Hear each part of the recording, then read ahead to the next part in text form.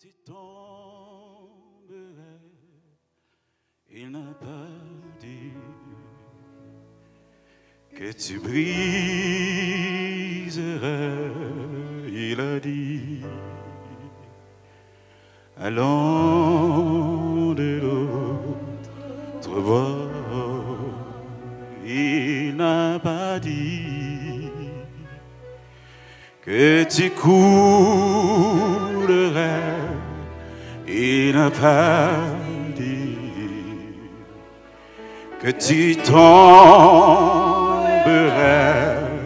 il a dit allons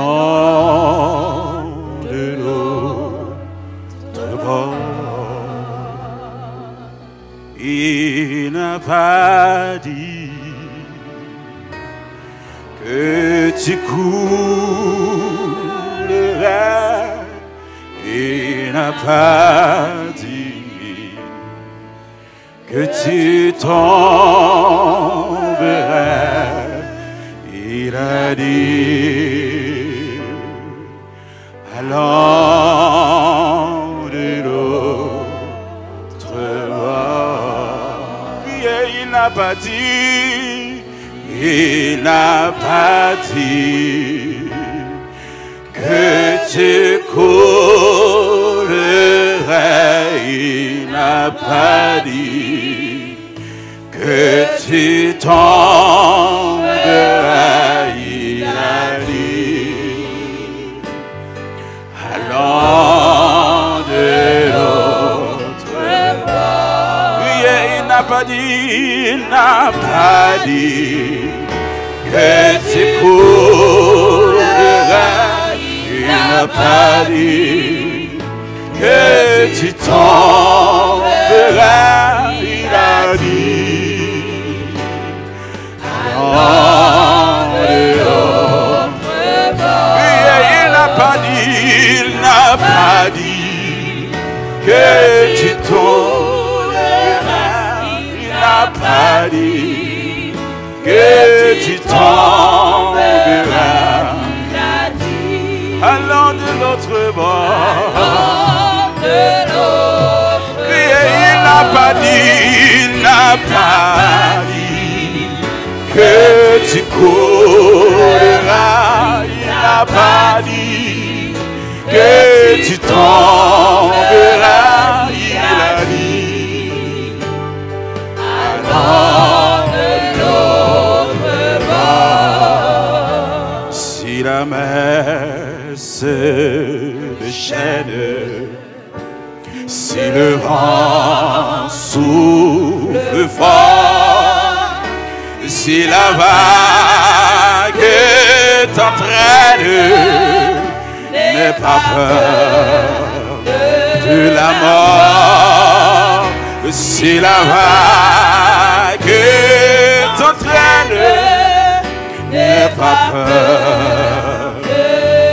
Encore, il n'a pas dit, il n'a pas dit que tu couleras, il n'a pas dit que tu tomberas, il a dit allons de l'autre bord, allons de l'autre bord.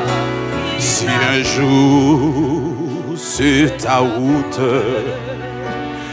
tu croises le méchant, ne sois pas dans le doute, Dieu son enfant, ne sois pas dans le doute, Dieu son enfant. Il n'a pas dit que tu couleras, c'est pas ça mon Dieu t'a dit que tu tomberas, il a dit allons, allons de l'autre bord. Il n'a pas dit que tu couleras, non, non, non, il n'a pas dit que tu tomberas, il a dit allons,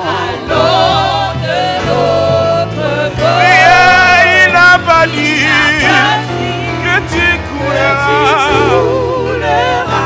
non, non, il n'a pas dit.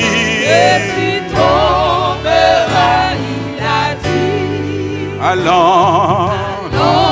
De l'autre. Une dernière fois, il n'a pas dit. Tu couleras. Il n'a pas dit. Non, non, non. Que tu tomberas, il a dit. Allons de l'autre bord. Il n'a pas dit que tu couleras. Il n'a pas dit que tu tomberas. Il a dit, allons, allons. Il n'a pas dit que tu couleras. Il n'a pas dit que tu tomberas. Il a dit. Allons.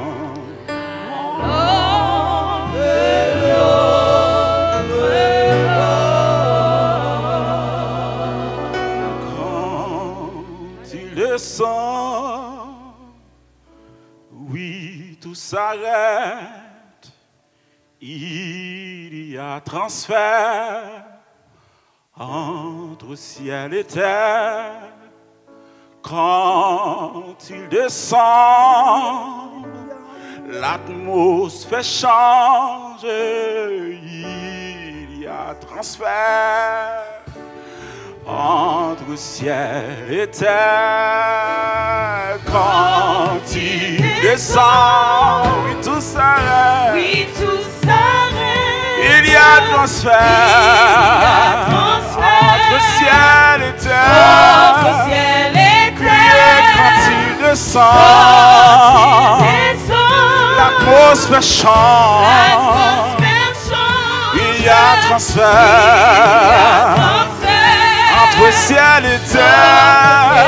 Criez quand il descend. Oh oui, tout s'arrête. Il y a transfert entre ciel et terre. Criez le Saint-Esprit. Oui, tout s'arrête.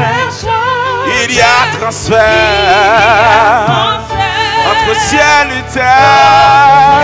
Priez quand il descend.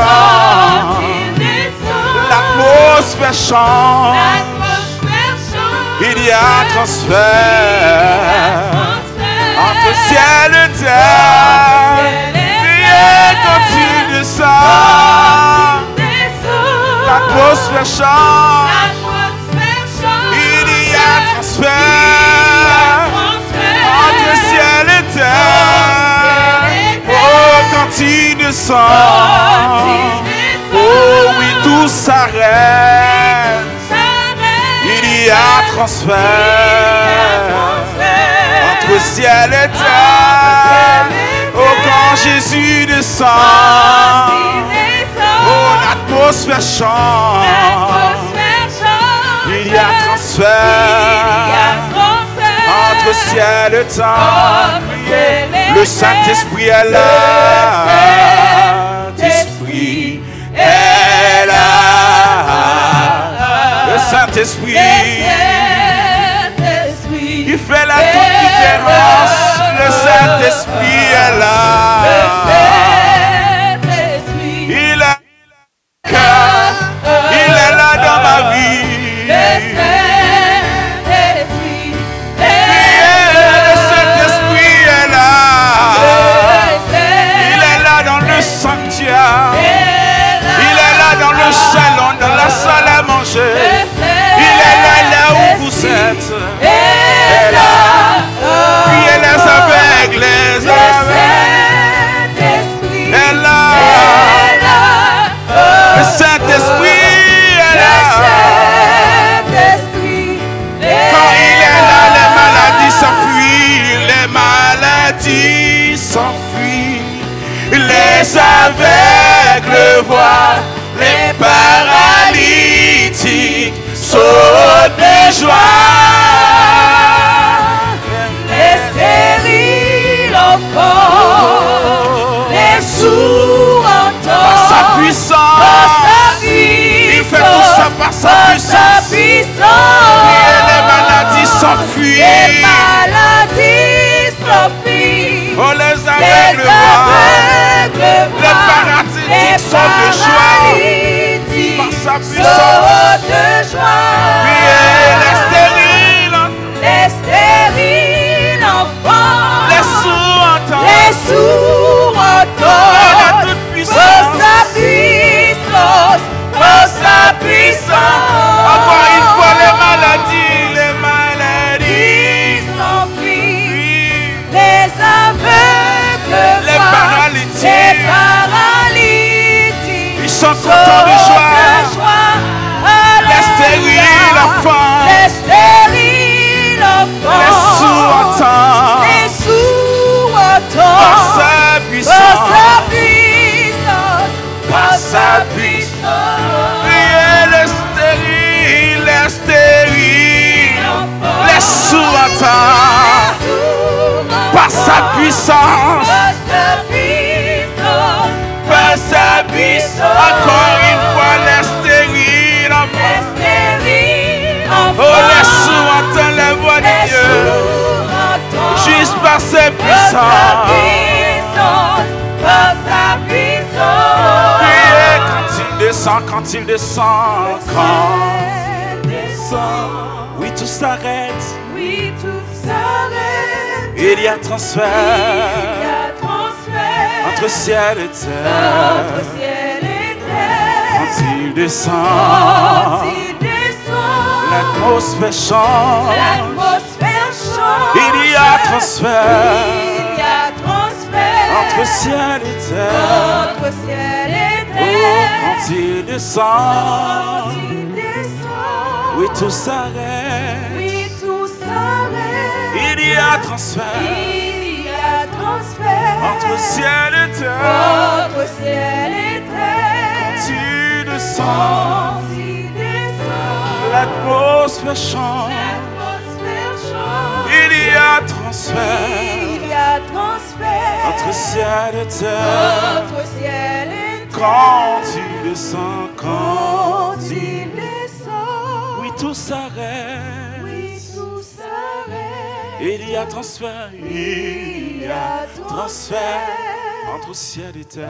Entre ciel et terre. Quand il descend, quand il descend, l'atmosphère change. L'atmosphère change.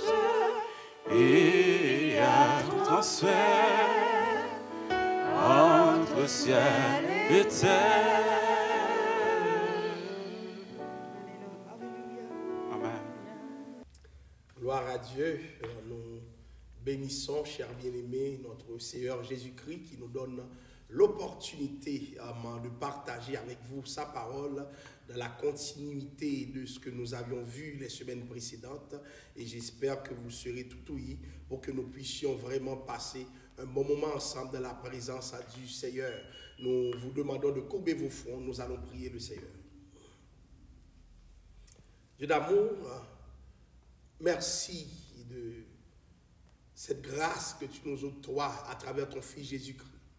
Cette grâce qui consiste à te comprendre, cette grâce qui nous permet d'être dépositaires de ta parole, oh Dieu. Nous te demandons de diriger la démarche que nous allons entreprendre, oh Dieu, à travers cette étude biblique, que ce soit une pédagogie qui permet à ton peuple de se reconnaître dans ce que tu veux construire avec lui et fais en sorte que, Père Saint, sa maturation soit possible au Père. Parce que nous ne voulons pas parler pour parler, mais nous voulons parler pour former.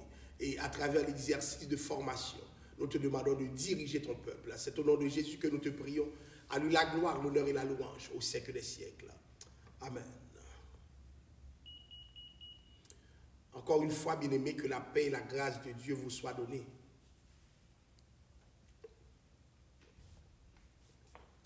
Je vais vous parler aujourd'hui d'un autre aspect, d'une autre facette de la doctrine de cet esprit. Et je compte m'entretenir avec vous pendant quelques instants sur ce que j'appelle la plénitude de cet esprit. La plénitude de cet esprit. Alors, ce que j'aimerais que vous remarquiez à travers ce sujet, c'est que quand on parle de plénitude de cet esprit, on fait référence au cœur du croyant comme étant une habitation. Et nous allons explorer plusieurs textes qui nous permettent de conforter justement cette vision des choses. Le cœur du croyant comme habitation. Jean 14, verset 7-17 nous dit « Et moi je prierai le Père, et il vous donnera un autre consolateur, afin qu'il demeure éternellement avec vous, l'esprit de vérité, que le monde ne peut recevoir, parce qu'il ne le voit point et ne le connaît point. Mais vous, vous le connaissez, car il demeure avec vous et il sera en vous. » Remarquez bien, il a dit, il demeure avec vous et il sera en vous. Donc Jean 14, verset 16-17, nous parle d'un contexte où ces gens vivent l'Esprit de Dieu en train de demeurer avec eux, mais cette façon de demeurer n'était pas encore en eux. Mais maintenant, il va y avoir le corps des disciples, le cœur, si vous voulez, comme étant le siège même de l'Esprit de Dieu. Et c'est là que nous vivons l'expérience de la plénitude, parce qu'il faut que le cœur devienne d'abord habitation. C'est-à-dire, si Dieu n'habite pas dans un cœur, si l'Esprit de Dieu n'établit pas sa demeure dans un cœur, on ne peut pas parler de plénitude de cet esprit. Parce que souvent, lorsque nous faisions allusion à la plénitude, nous voyons des gens qui sautent. Écoutez, sauter peut être une des expressions variées de cette plénitude, mais ce n'est pas la plénitude et souvent c'est même trompeur. Alors, il demeure avec vous et il sera en vous. Lorsque nous regardons 1 Corinthiens 6, 19, le texte parle plus clairement en disant « Ne savez-vous pas que votre corps est le temple du Saint-Esprit qui est en vous, que vous avez reçu de Dieu et que vous ne vous appartenez point à vous-même. » C'est-à-dire, le corps comme temple donne à Dieu la possibilité d'avoir, d'exercer, si vous voulez, un contrôle sur nous, un contrôle que nous-mêmes nous acceptons. Voyez-vous, vous ne vous appartenez pas. C'est comme si nous étions l'affaire de Dieu.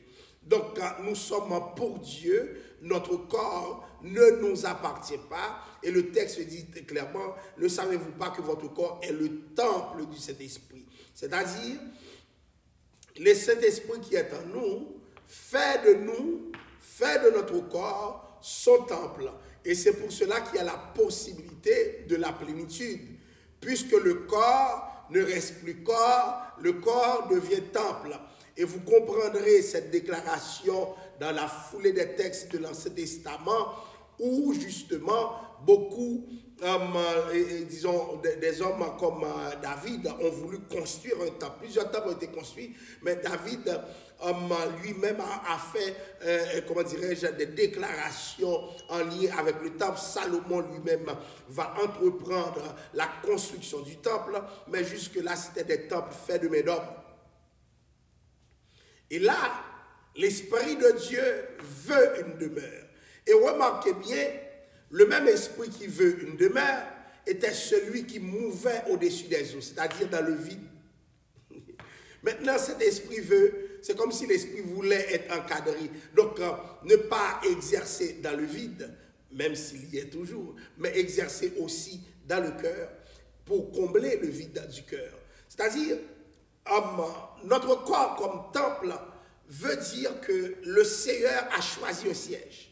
Parce que Dieu habitait dans son temple, maintenant Dieu habite dans notre cœur. Et dans la perspective de cette pandémie qui frappe de plein fouet nos églises locales bien entendu, nous devons nous rappeler de ce texte puisque beaucoup d'églises ont compris, ont vécu pour leurs quatre murs. Et ce que nous dit 1 Corinthiens 6, verset 19, c'est nous le temple. C'est nous le temple. c'est nous le temple, c'est nous qui sommes le temple. Romains 8, verset 29, nous parle d'autres dispositions. Pour vous, vous ne vivez pas selon la chair, mais selon l'esprit. Si du moins l'esprit de Dieu habite en vous, si quelqu'un n'a pas l'esprit de Christ, il ne lui appartient pas. Remarquez bien, lorsque le texte dit, pour vous, vous ne vivez point selon la chair, mais selon l'esprit. Tenez-vous bien, ça s'adresse aux croyants. Les croyants, même s'ils pêchent, dans leur vie, le péché n'est qu'un accident. De sorte que les croyants ne vivent pas selon la chair, mais ils vivent selon l'esprit. Et la Bible dit, si du moins l'esprit de Dieu habite en vous. Donc l'esprit de Dieu doit habiter dans le croyant. L'esprit de Dieu doit faire son incursion dans la vie du croyant, mais pas juste une incursion, mais aussi habiter veut dire que si tu cherches l'esprit de Dieu, il est là. Et c'est pour cela que j'entends des chrétiens dire que en cherchant l'esprit de Dieu, mais non, il est là. Il est là. Nous voulons sentir sa manifestation, mais l'esprit de Dieu est là. Il n'a pas à être recherché. Et c'est pour cela que nous devons éduquer notre langage lorsque nous disons, par exemple, « Bienvenue Saint-Esprit ». Comment ça, bienvenue? Puisqu'il est déjà là. Puisqu'il est déjà là, il n'y a pas de scénario à travers lequel on peut se représenter le Saint-Esprit qui ne fait pas en sorte que l'Esprit de Dieu soit déjà là. Donc, c'est le déjà là de l'Esprit. Parce qu'il habite, c'est comme tu es dans une maison et puis on te parle comme si tu étais dehors. Non, tu es dans la maison. Donc, beaucoup de gens parlent à l'Esprit de Dieu comme si cet Esprit était un étranger. Non, non, non, non, non, non, non. Et nous allons voir tout le mécanisme de cette plénitude pour voir que l'Esprit n'est pas un étranger. L'Esprit de Dieu n'est pas un étranger. Et c'est très important que nous composions avec cette mentalité, puisque l'Esprit de Dieu est là. Autrement dit, alléluia, le là de Dieu, ou bien le là de l'Esprit de Dieu fait en sorte que notre délivrance est là, notre grâce est là, notre pardon est là, tout ce que nous cherchons est aussi là. Donc autrement dit, quand nous rentrons en nous-mêmes, qui voyons-nous siéger? L'Esprit de Dieu. Et c'est ce que le texte nous dit, nous ne vivons pas selon la chair. C'est-à-dire une autre fonction de l'Esprit quand il rentre en nous, c'est de faire en sorte que notre vie ne soit plus la même, puisque ce n'est pas la chair, ce n'est pas le sang qui nous permettent de vivre, mais c'est Christ en nous, c'est l'Esprit de Dieu en nous qui nous permet de vivre. Alors, Romains 8, verset 11 dispose ainsi. Je lis pour vous. Et si l'esprit de celui qui a ressuscité Jésus d'entre les morts habite en vous, celui qui a ressuscité Christ d'entre les morts rendra aussi la vie à vos corps mortels par son esprit qui habite en vous. Romains 8, le verset 11. L'esprit qui a ressuscité Jésus d'entre les morts habite en vous. Celui qui a ressuscité Christ d'entre les morts rendra aussi la vie à vos corps mortels par son esprit qui habite en vous. Alléluia. Remarquez bien, chers amis, le pouvoir de l'Esprit de Dieu. Christ est ressuscité d'entre les morts, c'est à cause de l'Esprit de Dieu qui habite en Christ. Maintenant, nous aussi, nous avons droit à la vie. Parce que l'Esprit de Dieu habite en nous. Ça veut dire que le même Esprit qui a ressuscité Christ a, alléluia, l'Esprit qui a fait ce que personne ne peut faire. Hein? Il n'a pas fait une résurrection à la manière de ce qui a été orchestré pour Lazare. Ça va beaucoup plus loin. C'est une résurrection qui suit un parcours irréversible. Parce que celui qui est ressuscité ne mourra plus jamais, alors que Lazare va connaître encore la mort. Maintenant, celui qui a ressuscité Jésus d'entre les morts habite en nous. Donc, nous avons la vie, nous avons l'esprit de la résurrection, parce que son siège, c'est notre corps. Voyez-vous? Donc, le cœur du croyant devient un lieu de plénitude. Quel est le désir de cet esprit? veut faire certaines choses avec nous. L'Esprit de Dieu veut communiquer la vie et la puissance. Et c'est pour ça que nous allons voir ce qu'on appelle le débordement de l'Esprit. L'Esprit veut nous communiquer la vie et la puissance. La vie en abondance et la puissance en abondance. Mais pour que cela soit possible, il faut qu'il nous remplisse. Mais être rempli par l'Esprit de Dieu veut dire aussi être vidé du monde. Parce que nous sommes nés dans l'iniquité. Nous avons été conçus dans le péché. Donc nous devons être vidés du monde pour pouvoir vivre la plénitude de cet esprit. Et dans Acte 1er, verset 8, ce texte que vous connaissez fort bien, nous lisons ce qui suit. Mais vous recevrez une puissance, le Saint-Esprit survenant sur vous, et vous serez mes témoins à Jérusalem, dans toute la Judée, dans la Samarie et jusqu'aux extrémités de la terre. Vous recevrez une puissance. Donc l'Esprit, lorsqu'il rentre sur nous, rentre comme aussi une puissance. C'est une personne puissante, donc qui nous communique une puissance. Ça veut dire, vous recevrez une puissance. Pourquoi vous recevrez une puissance? Parce que le Saint-Esprit est venu sur vous. Maintenant, beaucoup de personnes sont puissantes, mais ne l'exercent pas. Beaucoup de personnes sont puissantes, mais ne le savent pas. Voilà pourquoi, si nous ne vivons pas avec la conscience de notre puissance, nous allons échouer. Donc, nous devons prendre conscience de ce que Dieu a fait de nous.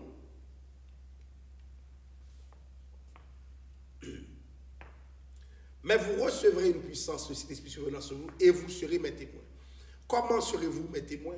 Ou bien, dans quel ordre cela se passe? La puissance d'abord, ensuite vous témoignerez. Ça veut dire que l'une des conditions pour un témoignage dans le sens divin, c'est d'avoir la puissance de Dieu, parce que sans la puissance de Dieu, le témoignage ne campe sur rien. Donc c'est un témoignage puissant, puisque c'est un témoignage informé par la puissance.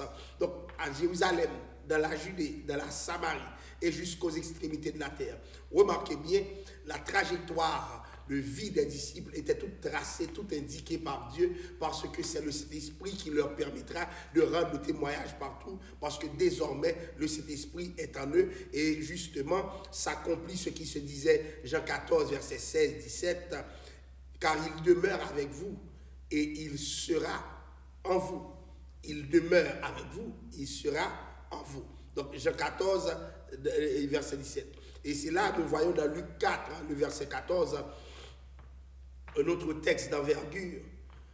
Jésus, revêtu de la puissance de l'Esprit, retourna en Galilée et sa renommée se répandit dans tout le pays d'alentour. Revêtu de la puissance de l'Esprit, retourna en Galilée. Alléluia. Il y a des gens qui veulent être populaires, être reconnus, mais qui ont oublié que toute la popularité, toute la connaissance que l'on doit avoir, doit découler justement du fait qu'on soit revêtu de la puissance de l'Esprit. Sans la puissance de l'Esprit, il n'y a pas lieu de parler de quoi que ce soit qui soit justement l'expression d'une avancée dans notre vie. Donc, revêtu de la puissance de l'Esprit, il retourna en Galilée. Donc, est-ce que vous êtes revêtu, vous qui m'écoutez? Vous voulez témoigner, vous voulez parler, mais est-ce que vous avez le revêtement? Donc, l'un des désirs du Saint-Esprit qui nous remplit, c'est de nous accorder, si vous voulez, sa puissance. Donc, il veut communiquer sa vie, mais il veut communiquer aussi sa puissance. Ça veut dire, puisque l'Esprit de Dieu qui est en nous est fort, nous devenons automatiquement forts par l'Esprit de Dieu en nous. Mais maintenant, il faut que nous développions cette puissance. Ça veut dire quoi? Par défaut, tout chrétien que vous voyez est déjà puissant. Il est puissant par défaut. Maintenant, il doit vivre ce qu'il est. Et comment il va le vivre? Ça veut dire qu'il doit laisser l'Esprit de Dieu informer tous les aspects de sa vie. Et ça, c'est difficile pour plusieurs chrétiens. Donc, tous les chrétiens, puisque si l'Esprit de Dieu qui t'habite est fort, et lorsqu'il t'habite, il est dit que tu es son affaire, toi aussi tu es fort. Mais maintenant, pourquoi certaines personnes ne sont pas fortes? Premièrement, il faut avoir la conscience de la force que tu as, de la puissance que tu as. Il faut avoir une mentalité qui supporte ce que l'Esprit fait en toi, te rendre puissant. Maintenant, il faut que tu aies la foi pour aussi exercer cette puissance. Parce que souvent, ce qui nous manque, c'est la foi. Et s'il te manque de foi, tu ne pourras pas avancer. Alors, le désir du Saint-Esprit, justement, c'est de nous communiquer la vie et la puissance. On va voir encore d'autres textes intéressants. Est-ce que je suis une demeure éternelle pour Dieu?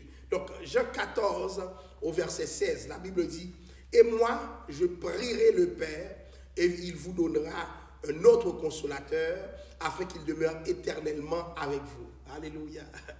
C'est un neveu de Jésus-Christ qui a compris que son départ allait occasionner un vide auprès des disciples qui ont tout investi en lui. Donc maintenant, comment ce départ va être géré?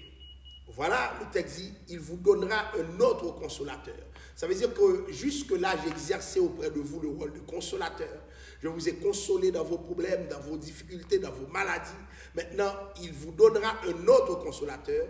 Et ce consolateur ne va pas être passager, afin qu'il demeure éternellement avec vous. Demeurer éternellement voudrait dire quoi? Ça veut dire que Dieu ne prendra pas de pause en ce qui vous concerne. Il sera toujours là avec vous. Et c'est ce que nous voulons que les gens sachent. Beaucoup de gens cherchent l'Esprit de Dieu et pourtant l'Esprit de Dieu est déjà là. Ce que tu cherches est là. Maintenant, ce qu'il te faut, c'est prendre conscience de ce qui est là et te connecter avec lui. Ça veut dire dans la prière, de l'adoration, de la louange, parce qu'il est là, parce que la promesse a été faite et la promesse est déjà accomplie. Je ne lui demande pas de venir, mais il est déjà là. Beaucoup de chrétiens doivent repenser le là de Dieu, le là même de l'Esprit de Dieu, parce que souvent, Dieu, on est dans un service et puis on cherche Dieu pour qu'il vienne et pourtant, Dieu est déjà là, Dieu est déjà venu. Donc, et moi, je prierai le Père et il vous donnera un autre consolateur afin qu'il demeure éternellement avec vous. C'est-à-dire, ce ne sera pas de façon passagère, mais de façon très régulière que Dieu entend rester avec nous. Et la Bible a de préciser au verset 17 la nature de cet esprit en disant « L'esprit de vérité que le monde ne peut recevoir parce qu'il ne le voit point et ne le connaît point. Mais vous, vous le connaissez car il demeure avec vous et il sera en vous. L'esprit de vérité que le monde ne peut recevoir. » Je vais vous dire quelque chose. Le monde ne peut pas sentir l'Esprit de Dieu. Le monde ne peut pas recevoir, accueillir l'Esprit de Dieu. Parce que le monde est monde. Le monde est incompatible dans sa nature même avec la présence de l'Esprit de Dieu. Une présence qui sanctifie, une présence qui transforme, une présence qui change, mais une présence qui demande qu'on lui accorde la possibilité de prévaloir ce qu'elle est. Donc, l'esprit de vérité que le monde ne peut recevoir. Donc, lorsque nous parlons de cet esprit, c'est très important que nous disions qu'il y a des gens que nous pensons être chrétiens, mais s'ils sont du monde, ils ne peuvent recevoir le Saint-Esprit parce que le Saint-Esprit ne permettra pas que cela soit possible. Donc, l'esprit de vérité que le monde ne peut recevoir parce qu'il ne le voit point et ne le connaît point. Il ne le voit point, donc le monde ne le voit pas. Le monde ne le connaît pas. Mais nous autres, nous connaissons l'Esprit de Dieu. Oui, nous connaissons l'Esprit de Dieu. Et c'est très important que nous le disions. C'est comme si c'est impossible qu'une personne avec laquelle nous marchons tout le temps, avec laquelle nous vivons, que nous n'ayons pas une idée de cette personne. Et bien là, chers amis, l'Esprit de Dieu est avec nous. Donc nous savons qui il est. Et la Bible dit, car vous le connaissez, car il demeure avec vous. Pourquoi je le connais? Parce qu'il demeure avec moi. Et pourquoi je le connais encore? Parce que non seulement il demeure avec moi, il est en moi. L'Esprit de Dieu est en moi. Et c'est important que ça fasse une différence. Alors, donc parler de éternellement, selon les dispositions de Jean 14, verset 17, veut dire que l'Esprit ne nous quitte pas. On se souviendra de David, duquel il est dit, le jour où il fut loin, depuis ce jour, l'Esprit de Dieu ne l'a jamais laissé. Mais maintenant, dans ces textes, nous allons aller plus loin que David qui voulait que Dieu ne lui retire pas son Esprit Saint. Alors, l'Esprit ne nous quitte pas. Alléluia. Pasteur, et ceux qui pêchent, et ceux qui ont fait des erreurs, et ceux qui ont commis l'iniquité, l'Esprit ne nous quitte pas. Alors, la Bible nous fait comprendre que l'Esprit, puisqu'il est là pour demeurer éternellement, il ne peut pas quitter, parce qu'il est là pour demeurer éternellement. Donc, c'est ce que nous avons vu dans Jean 14, verset 16. Et maintenant, comment l'Esprit ne nous quitte pas? Il peut cesser justement de manifester sa puissance en nous convainquant de péché. Donc, l'Esprit est puissant. Si l'Esprit ne me quitte pas, l'Esprit peut décider de ne pas accepter certaines choses, ne pas manifester sa puissance, parce que c'est un esprit qui est en colère. Parce que l'Esprit est là pour nous convaincre du péché. Et c'est important que nous confessons nos fautes et que nous croyons à la purification de notre corps par le sang de Christ. Parce que Christ peut nous changer. Donc il faut chercher la plénitude, comme le texte dit si bien, ne vous enivrez pas de vin, c'est la débauche. Soyez au contraire remplis de l'Esprit.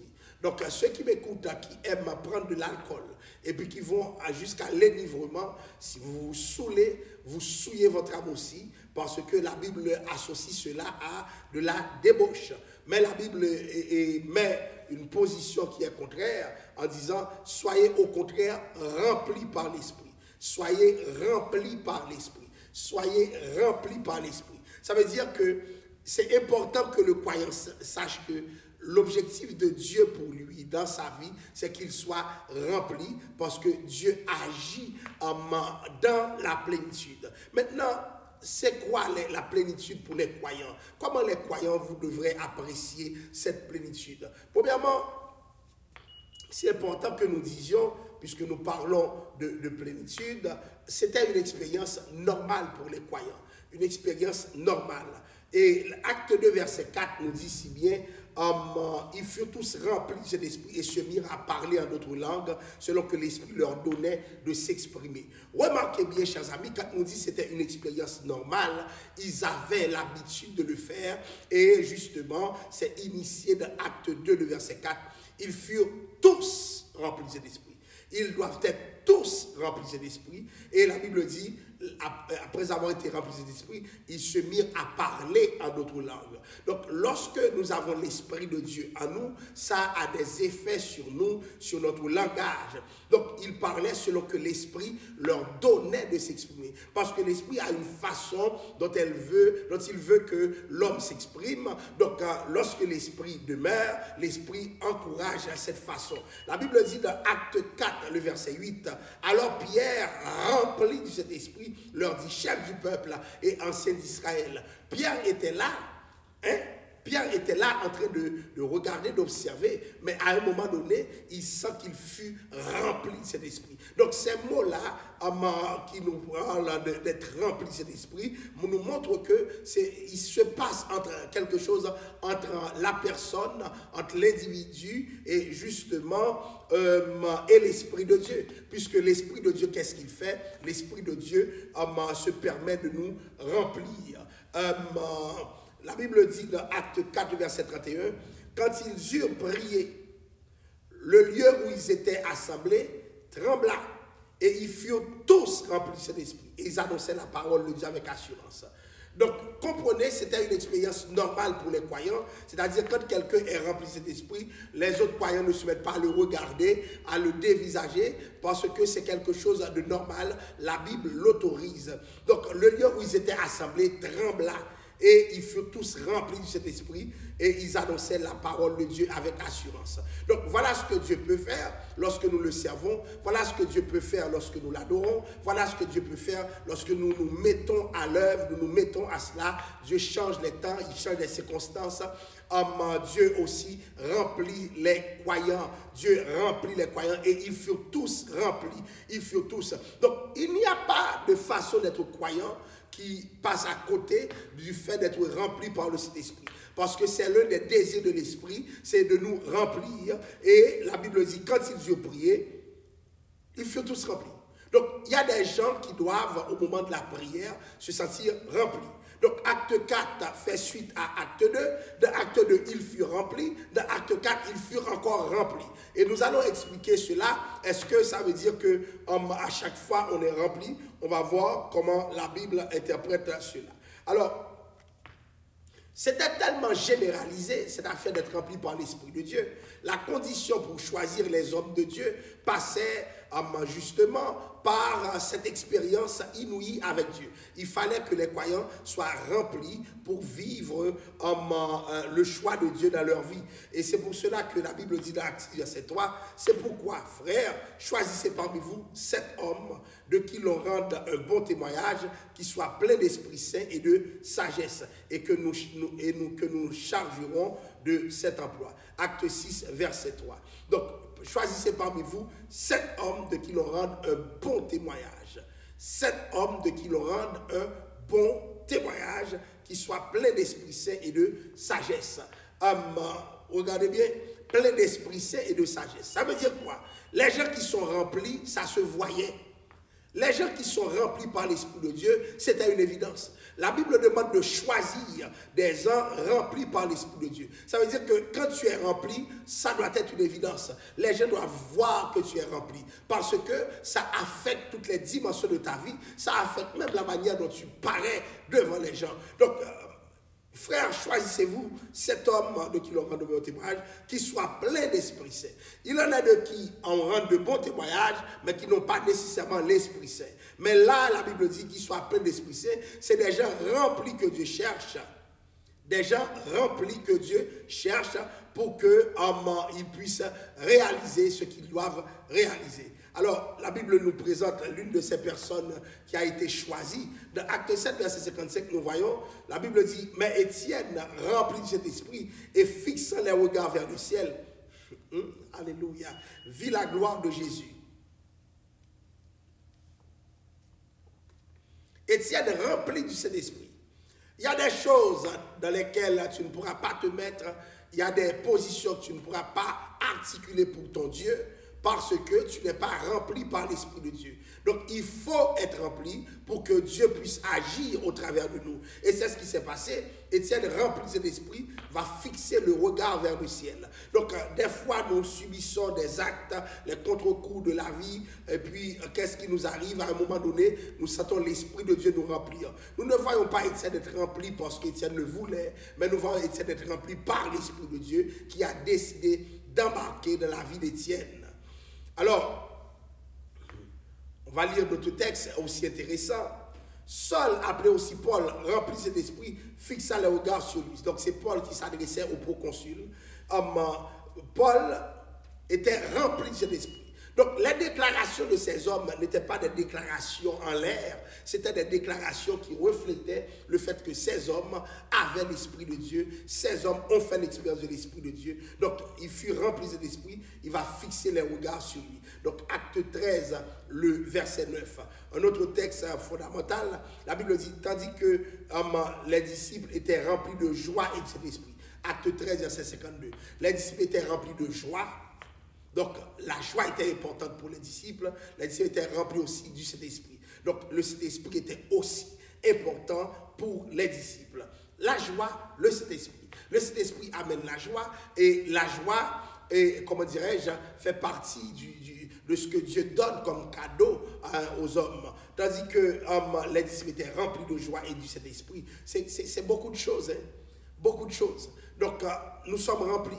Est-ce que l'auteur a été visiter leur cœur? Donc, ce que je parle là, c'est une manifestation de notre spiritualité pour voir laisser l'Esprit de Dieu qui est en nous occuper non seulement la première place, mais toute la place. Mais automatiquement, ça arrive. Eh bien, Dieu fait ce que nous ne pouvons pas faire. Donc, les disciples étaient remplis de joie et du Saint-Esprit.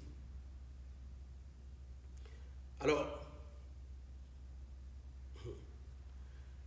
cette plénitude, justement, découle de la foi. Cette plénitude découle de la foi. Alors, qu'est-ce que je veux dire par là? lisez Jean 7, verset 37 à 39, nous voyons qu'on parle de boire l'eau vive de l'Esprit. Donc, ce n'est pas l'expérience d'un instant être rempli par l'Esprit. Donc, ça va motiver une manière de vivre. Donc, c'est quelque chose qui doit se renouveler chaque instant, qui se renouvelle à chaque besoin. Il y a des situations devant lesquelles on se trouve, on doit être rempli de cet esprit, comme à chaque fois que les apôtres devaient s'adresser aux hommes de leurs époques, les apôtres étaient remplis de cet esprit. Donc, elle se renouvelle à chaque besoin jusqu'à notre transformation complète. C'est-à-dire, nous devons changer complètement. Et lorsque notre transformation est opérée, eh bien, l'Esprit de Dieu lui-même peut intervenir et faire ce qu'il veut dans notre vie. Donc, jusqu'à notre transformation complète.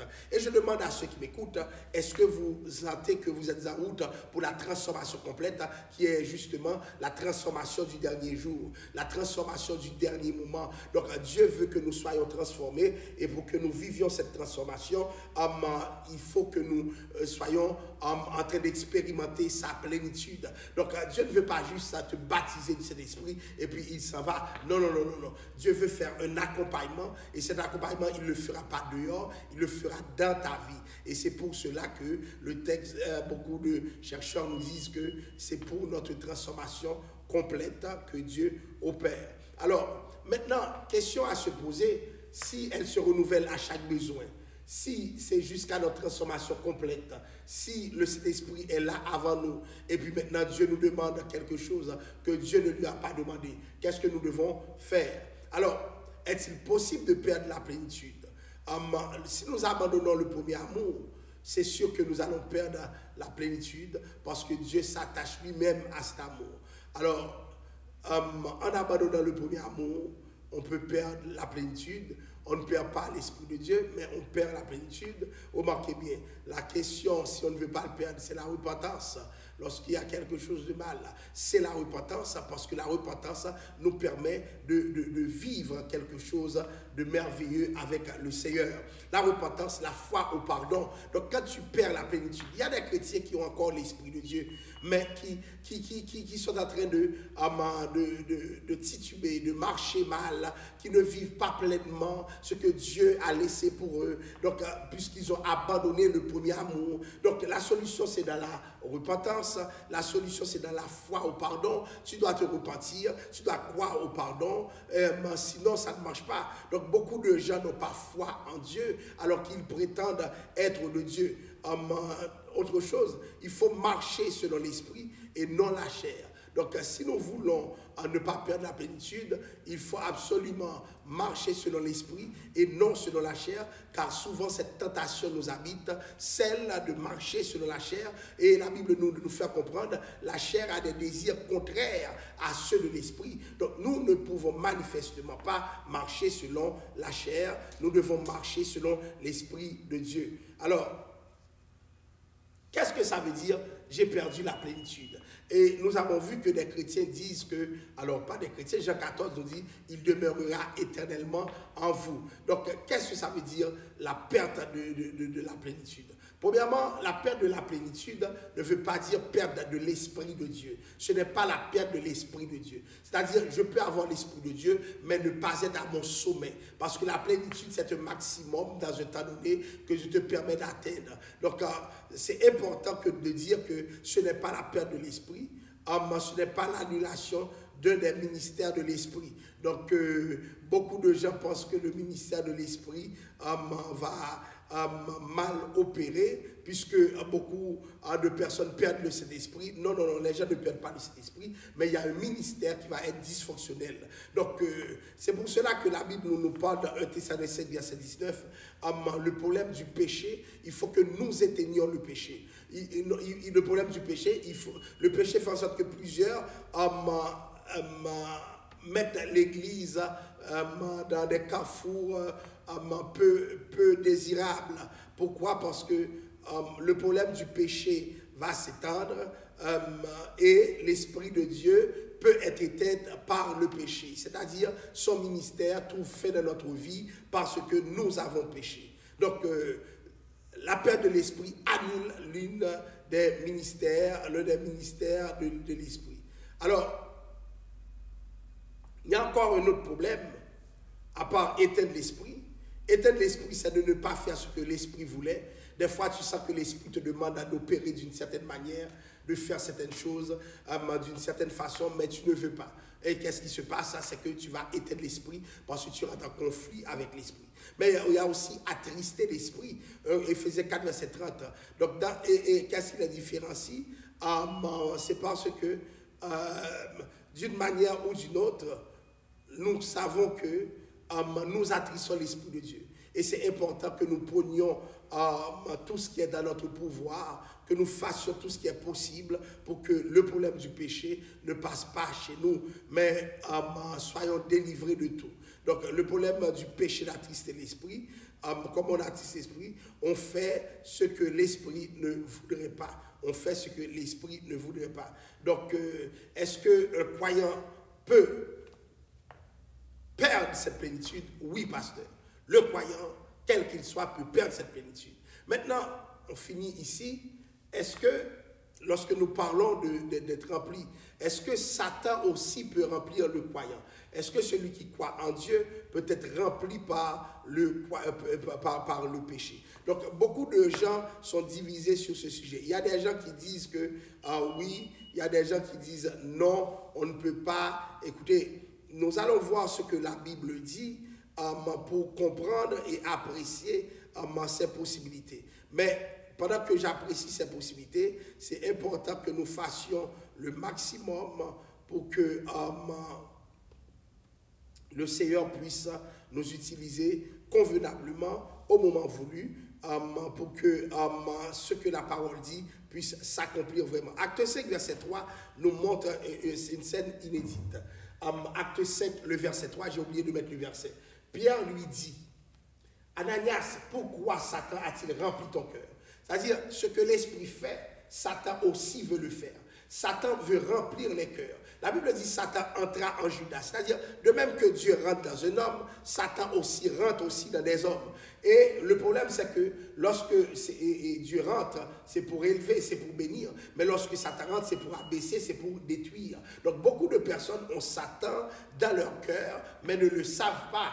Alors, la Bible dit à Pierre, va dire à Ananias, pourquoi Satan a-t-il rempli ton cœur au point que tu mentes au Saint-Esprit? Donc, comment on ment au Saint-Esprit? C'est lorsque le cœur est rempli de certaines choses qui ne sont pas selon Dieu. Donc, il a rempli le cœur d'Ananias et c'est là qu'il a poussé un coup fatal à l'Église, un coup dont il n'oubliera pas la portée. Et c'est important que nous réfléchissions pour dire, est-ce que dans nos actions, nous ne reflétons pas un Satan qui est en train de nous, je dirais, remplir? Est-ce que Satan n'a pas rempli des hommes de Dieu? Est-ce que Satan n'a pas rempli des femmes de Dieu? Est-ce que Satan n'est pas rentré dans leur cœur? Maintenant, cette question est très importante aussi, puisque comment Dieu peut être dans un cœur et puis Satan soit là aussi?